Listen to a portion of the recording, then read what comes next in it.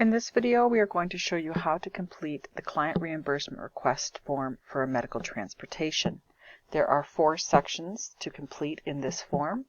The first section is completing the client information. The client in this example is yourself, so you would input your last name, your first name, your date of birth, your status card number, which is the 10-digit number found on your status card, your mailing address, which should include your street or post box, your town, the province, your postcode, and your telephone number. After that, there's a question about whether you have any other health plans. So if you have private coverage through your employer, you would put yes and then provide any information on what coverage is available through them. If not, you just select no. And then we have make payment to yourself, the client, inquiries to be sent to yourself, the client. Section 2 is about other payee information. So this is where if you were completing this form for your dependent child or an infirm adult that you have care of, their name would go in the first section, your name would go in section 2. Moving on to section 3 is where we give details about what is being claimed. Here we have the appointment details. So we would type in the date of the appointment, the time of the appointment, and the the name of the city in which the appointment took place. In this example, it was Sudbury. You may have been provided with a pre-approval number, travel number, authorization, so that number would go in there. You would select coverage being claimed for the client.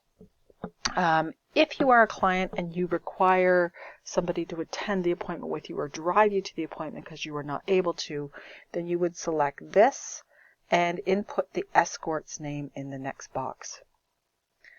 Below that, the last part of section 3 is the claim types. So you have a number of different options available.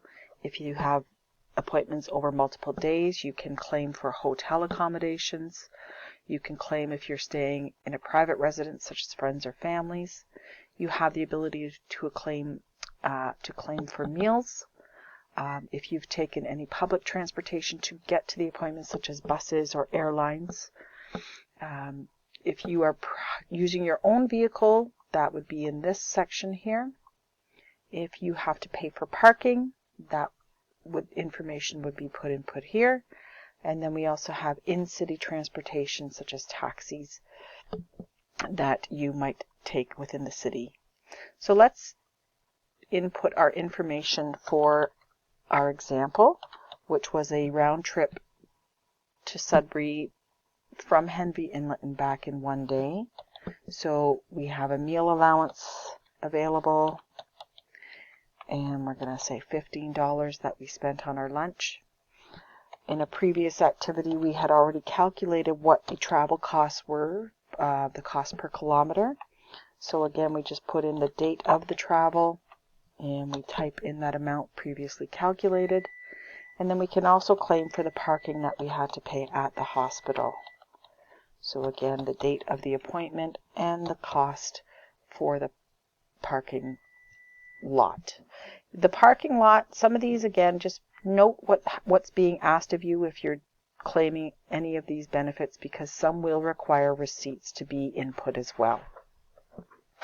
Final section, section 4, is the authorization. You're just going to select client. You're going to type in your name here and the date that you the date that you completed the form. Once you've done that, you can print off the form and sign your name in this box, which now the form is complete and can be sent to Indigenous Services Canada to receive your reimbursement for your medical travel costs.